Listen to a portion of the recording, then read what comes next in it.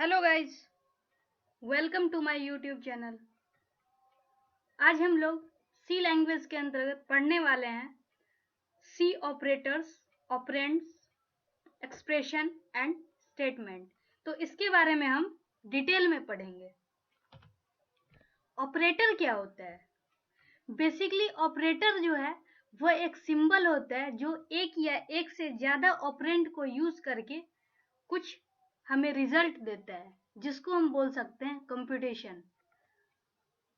For example, अगर हम plus sign की बात करते हैं तो प्लस साइन दो ऑपरेंड को अगर ले, जैसे 6 और 4 बीच में अगर प्लस साइन हो तो रिजल्ट हमें 10 देता है।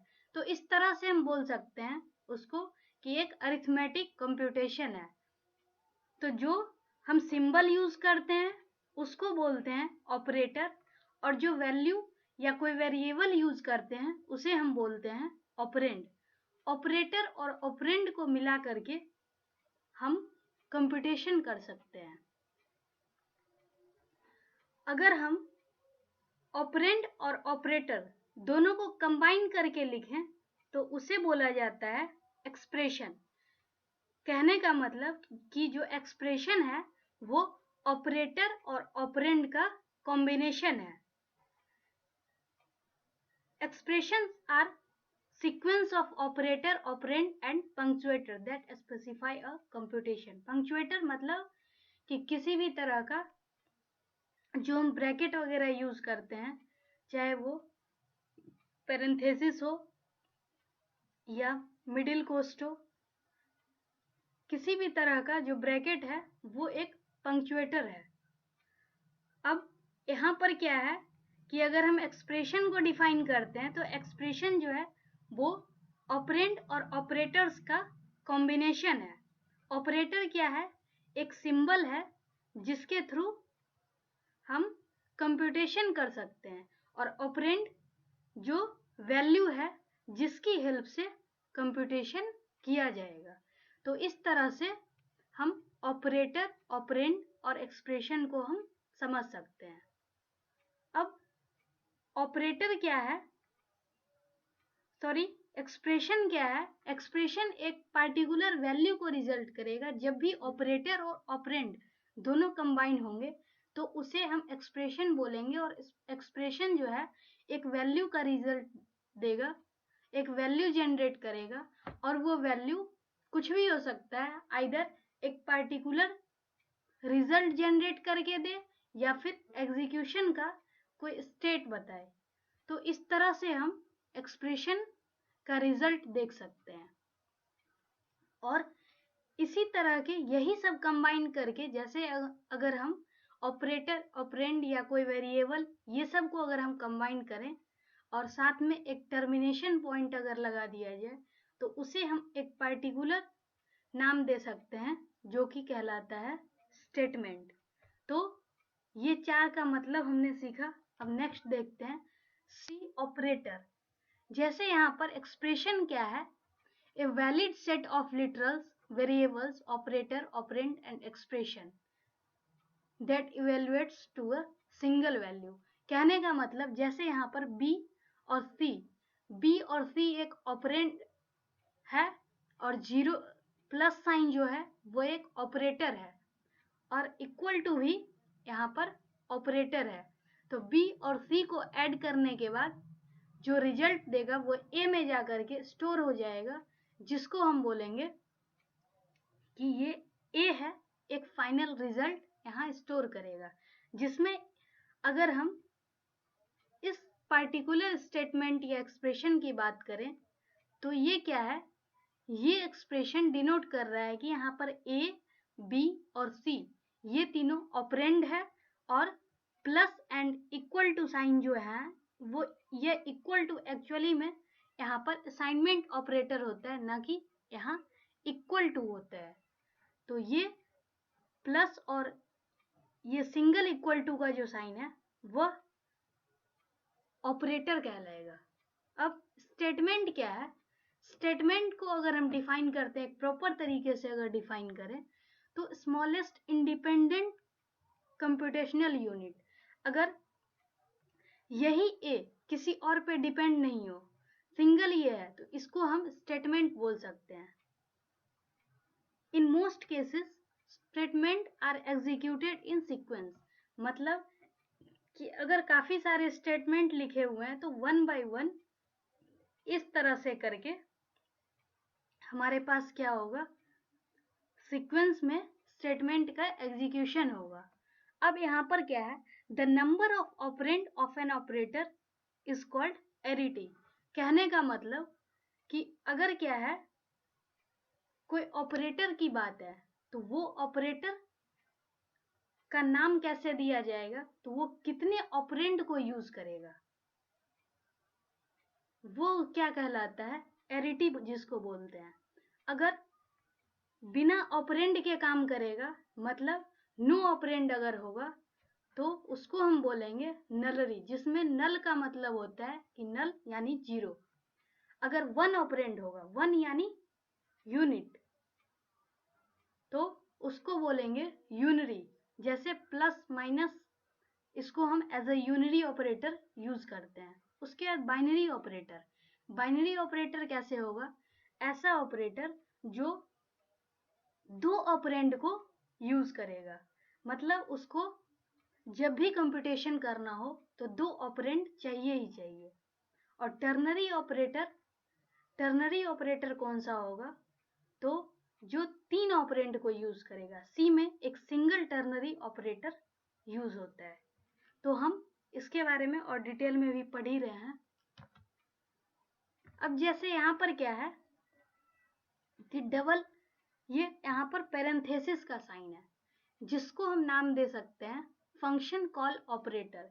जैसे हमने मेन फंक्शन के आगे बताया था कि मेन फंक्शन में पैरेंथेसिस यूज होता है, यहाँ पर भी ये स्टूडेंट और इस तरह से ये पैरेंथेसिस यूज हो रहा है। तो ये सारे के सारे यहाँ पर पैरेंथेसिस हैं, और ये सारा एक फंक्शन रिप्रेजेंट कर रहा है, और हर फंक्शन का अलग अलग यहाँ पर आर्गुमेंट है। किसी में नल है यानी जीरो है, किसी में 2 है, किसी में 3 है, किसी में 1 है, इस तरह से।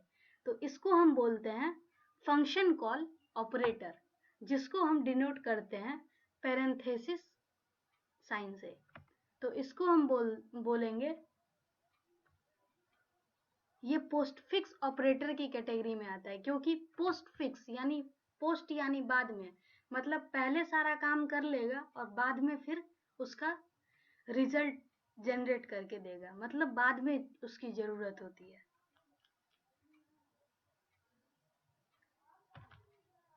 उसके बाद ये अगर बिग ब्रैकेट अगर यहाँ पर दिया हुआ हो, तो इसको हम बोलते हैं एरे सबस्क्रिप्टिंग ऑपरेटर। एक एरे होता है जो कि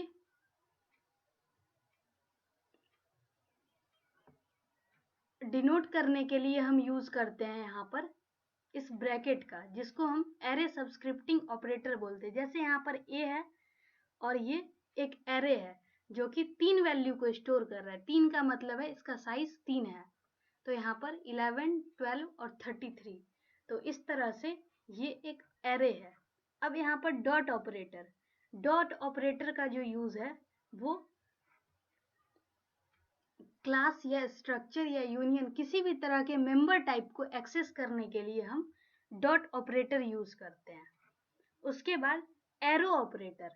एरो ऑपरेटर क्या है, जब पॉइंटर एक्सेस करने की बात आएगी तो वहां पर हम पॉइंटर यानी क्लास, स्ट्रक्चर और union as a pointer type अगर एक्सेस करने की बात होगी तो वहां पर हम क्या करेंगे, डॉट ऑपरेटर एरो ऑपरेटर का हम यूज करेंगे। तो इस तरह से ये ऑपरेटर का यहाँ पर यूज किया जाता है। इस ऑपरेटर के बारे में आपको ज्यादा तब समझ आएगी जब यहाँ पर इसका हम प्रॉपर किसी प्रोग्राम में यूज करेंगे या पर्टिकुलर उस टॉपिक को पढ़ेंगे, तो ज्यादा अच्छे से क्लियर हो जाएगा। अब हम देखते हैं यूनरी ऑपरेटर। यूनरी ऑपरेटर क्या है? यूनरी ऑपरेटर ऐसा ऑपरेटर है जिसके पास सिंगल ऑपरेंड होता है, मतलब एक ऑपरेंड को यूज करता है। जैसे यूनरी प्लस, प्लस है और यूनरी प्लस, यहाँ प्लस का साइन है और ये पार्टिकुलर एक वेरिएबल यहाँ कांस्टेंट भी हो सकता है, जिसमें ये प्लस साइन और ये माइनस साइन, ये जो है ये वैल्यू का पार्ट नहीं होता, ये सिर्फ और सिर्फ एक ऑपरेटर अलग से यहाँ से साइन दिया हुआ है। तो यूनरी प्लस यूज करने के लिए हम प्लस साइन और कांस्टेंट हम यहाँ पर यूज कर रहे हैं, या वैल्यू जो भी ऑपरेंड की वैल्यू है वो यूज करें। यूनरी माइनस क्या है कि हम माइनस साइन यूज कर रहे हैं और उसके बाद फिर यहाँ से कोई वैल्यू, रैंडम वैल्यू हम ले रहे हैं।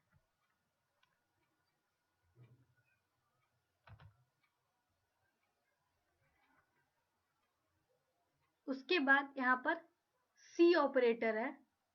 सी ऑपरेटर में ये बेसिकली इंक्रीमेंट और डिक्रीमेंट ऑपरेटर है। इसका हम यूज क्यों करते हैं? जहां पर हमें या तो वैल्यू को एक से इंक्रीमेंट करना हो या फिर एक से डिक्रीमेंट करना हो, तो उसके लिए हम यहाँ पर इंक्रीमेंट या डिक्रीमेंट ऑपरेटर यूज करते हैं। और ये इंक्रीमेंट और डिक्रीमेंट ऑपरेटर जो है वो दो तरह का होता है, एक होता है प्री और दूसरा पोस्ट। प्री में क्या होगा, पहले वैल्यू चेंज होगी और फिर उसके बाद उसको हम यूज करेंगे। पोस्ट में क्या होगा कि पहले यूज, बाद में उसको अपडेट करेंगे। तो यही चीज है, प्री में अपडेट देन यूज, पोस्ट में यूज देन अपडेट, ये फंडा इसमें होता है। तो प्लस प्लस यानी दो प्लस यानी पोस्ट इंक्रीमेंट। पोस्ट इंक्रीमेंट में क्या होगा कि पहले यहाँ पर हम जो भी रिजल्ट है वो रिजल्ट को ऑब्टेन करेंगे और उसके बाद उसको हम एक से इंक्रीमेंट करेंगे। पोस्ट डिक्रीमेंट में क्या होगा, पहले रिजल्ट यानी पहले जो भी काम होगा वो काम करेंगे और बाद उसके बाद लास्ट में उसको डिक्रीमेंट करेंगे, यानी बाद में अपडेट करेंगे। Firstly use then update. तो यहाँ पर पोस्ट इंक्रीमेंट और पोस्ट डिक्रीमेंट में यही होगा कि पहले हम रिजल्ट को ऑब्टेन करेंगे और उसके बाद उसको अपडेट करेंगे। इंक्रीमेंट में एक इंक्रीज होगा, डिक्रीमेंट में एक डिक्रीज होगा। प्री इंक्रीमेंट में क्या है कि पहले हम क्या करेंगे, पहले इंक्रीमेंट कर देंगे और फिर उसके बाद यूज करेंगे। प्री डिक्रीमेंट में भी वही सेम चीज है, पहले डिक्रीमेंट कर देंगे और उसके बाद उसको यूज करेंगे। तो इस तरह से ये इंक्रीमेंट और डिक्रीमेंट ऑपरेटर काम करता है। पोस्ट यानी यूज देन अपडेट, प्री यानी अपडेट देन यूज। तो ये अब नेक्स्ट है, यहाँ पर ये है एम्परसेंड साइन, जिसको हम बोलते हैं address of operator. Address of operator और इनडायरेक्शन ऑपरेटर, ये बेसिकली मल्टीप्लाई का साइन है और ये एक एंड का साइन है, जिसको हम एड्रेस ऑफ ऑपरेटर बोलते हैं और ये इनडायरेक्शन ऑपरेटर बोलते हैं। ये दोनों का यूज पॉइंटर में होता है। पॉइंटर एक तरह का वेरिएबल है जो अदर वेरिएबल के एड्रेस को स्टोर करके रखता है। तो उसका यूज यहाँ पे होगा। जब हम पॉइंटर पढ़ेंगे तो काफी अच्छे से ये दोनों क्लियर हो जाएगा। जैसे एट द रेट, यहाँ पर ampersand sign, address of data, मतलब ये किसी भी ऑपरेंड का एड्रेस देगा और इसमें क्या करेगा कि जो वैल्यू है पोजीशन का उसको क्या करेगा, पॉइंट करेगा। तो इस तरह से ये दोनों ऑपरेटर जो है वो पॉइंटर में यूज होता है। अब नेक्स्ट है size of operator. Size of operator किस लिए आएगा, साइज बताने के लिए आता है। जैसे साइज ऑफ कैर, तो यहाँ पर क्या है, कैरेक्टर का जो भी साइज है वो रिटर्न यहाँ पर करेगा। अब टाइप कास्ट एक्सप्रेशन, तो इसमें क्या है, अगर हमें कोई भी एक डेटा टाइप से दूसरे डेटा टाइप में अगर कन्वर्ट करना हो, अगर तो ऑटोमेटिक कन्वर्ट हो रहा है तो वो ऑटोमेटिक कन्वर्ट हो जाएगा। जैसे अगर क्या है, कोई भी इंटीजर है, इंटीजर 2 बाइट का होता है और फ्लोट 4 बाइट का। तो इंटीजर में क्या है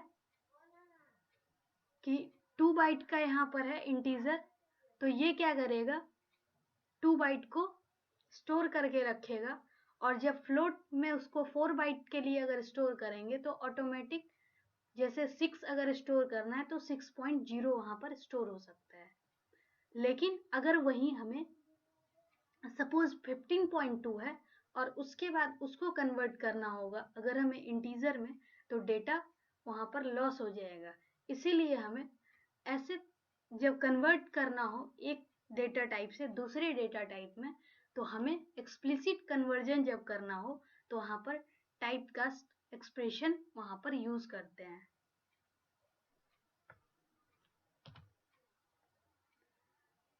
अब यहाँ पर है मल्टीप्लिकेशन ऑपरेटर है। सिंपल मैथ में जैसे हम मल्टीप्लाई करते हैं वैसे यहाँ पर Q एंड R दोनों को मल्टीप्लाई करेगा और जो रिजल्ट है वो P में स्टोर कर देगा।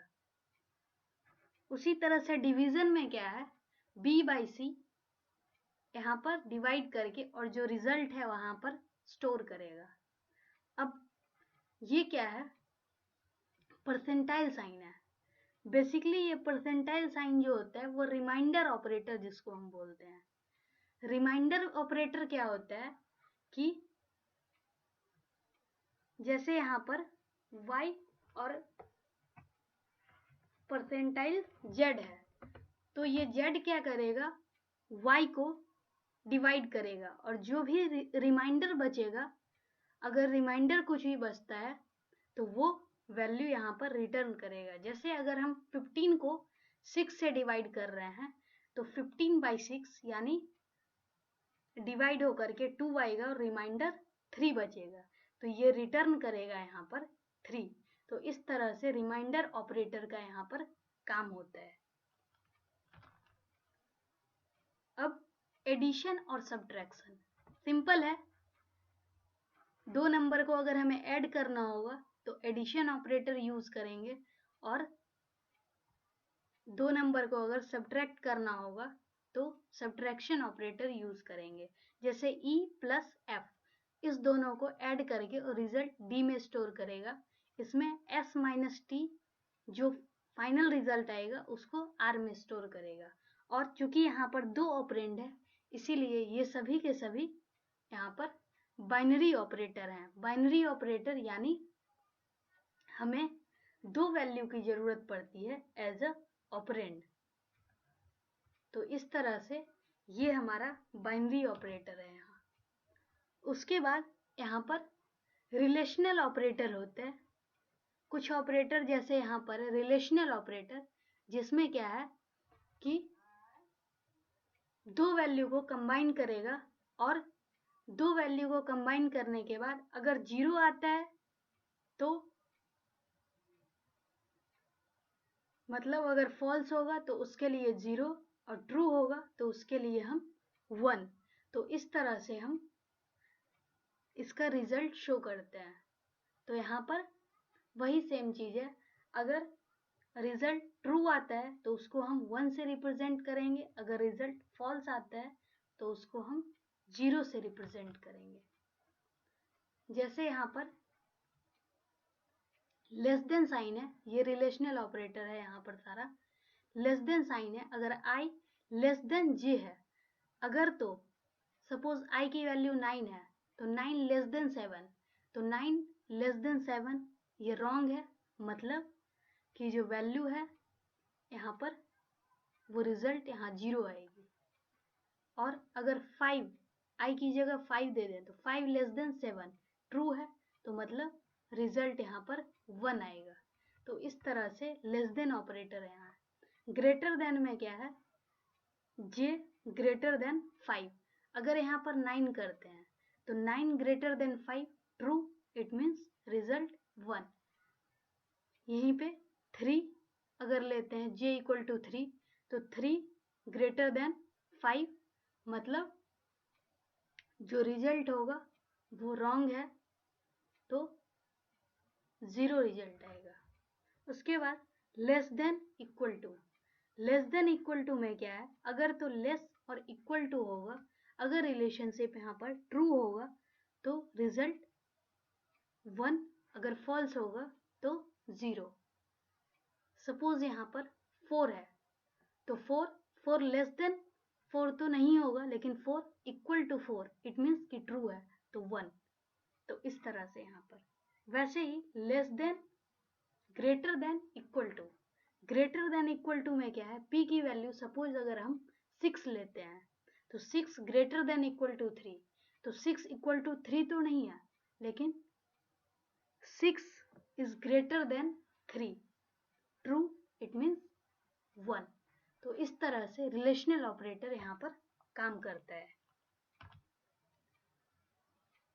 अब यहाँ पर रिलेशनल ऑपरेटर का ही डबल इक्वल टू साइन है, इक्वलिटी ऑपरेटर जिसको बोलते हैं। अगर तो रिजल्ट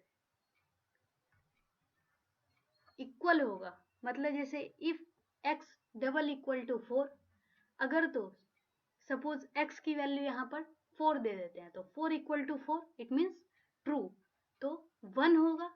अगर यहाँ पर x की जगह 3 देते हैं तो 3 डबल इक्वल टू 4 जो कि रॉन्ग है, तो यहाँ पर रिजल्ट जो देगा वो फॉल्स यानी 0। तो इस तरह से यहाँ पर उसके बाद नॉट इक्वल टू साइन है, नॉट इक्वल टू को कंपेयर करने के लिए। अब जैसे एन चॉइस कुछ भी हो सकता है यहाँ पर, जैसे 6 है और ये y की जगह अगर हम 4 ले लेते हैं तो 6 not equal to 4, 6 obviously not equal to 4 है तो ट्रू इट मीन्स 1। अगर यहीं पर दोनों की वैल्यू एन चॉइस और y की वैल्यू अगर हम 4 लेते हैं तो 4 नॉट इक्वल टू 4 जो कि रॉन्ग है, तो इट मीन्स रिजल्ट फॉल्स। तो इस तरह से रिलेशनल ऑपरेटर यहाँ पर काम करते हैं। जैसे यहाँ पर 3 equal to 3 double equal to 3 true है तो यहाँ पर ट्रू यानी 1। 4 नॉट इक्वल टू 3 तो ये भी ट्रू यानी 1 है, और जब दोनों ही 1 है, 1 एंड 1 मतलब टोटल कंप्लीट एक्सप्रेशन 1। यहाँ पर 4 इज ग्रेटर देन 2, ये तो एंड का साइन है, डबल एम्परसेंड साइन एंड का है, ये और का साइन है और ये नॉट का साइन है। तो यहाँ पर क्या है, एंड में कंडीशन है जब दोनों ही ट्रू होगा तो आंसर ट्रू, अदरवाइज फॉल्स। और में क्या है कि जब दोनों ही फॉल्स होगा तभी रिजल्ट फॉल्स आएगा, अगर एक भी ट्रू है तो मतलब रिजल्ट ट्रू।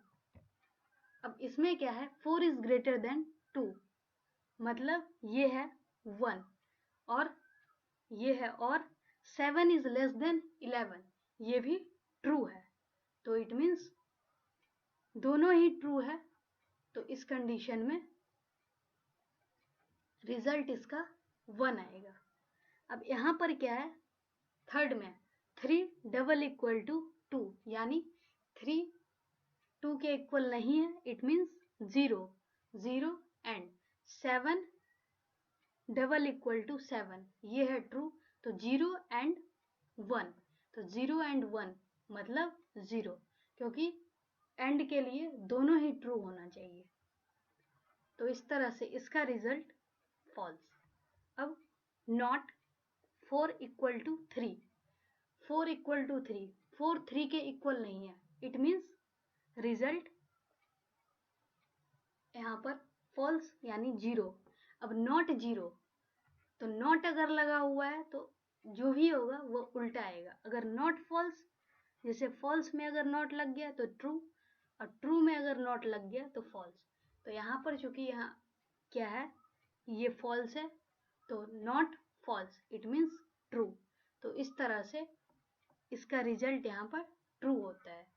तो इसलिए इसका कैलकुलेशन जो होता है एक्सप्रेशन का, वो इस तरह से हम कैलकुलेट करते हैं, जब भी एंड होगा तो एंड के केस में क्या करेंगे, जब दोनों ही ट्रू होगा तो एक्सप्रेशन ट्रू होगा, अगर एक भी फॉल्स होता है तो एक्सप्रेशन फॉल्स होगा।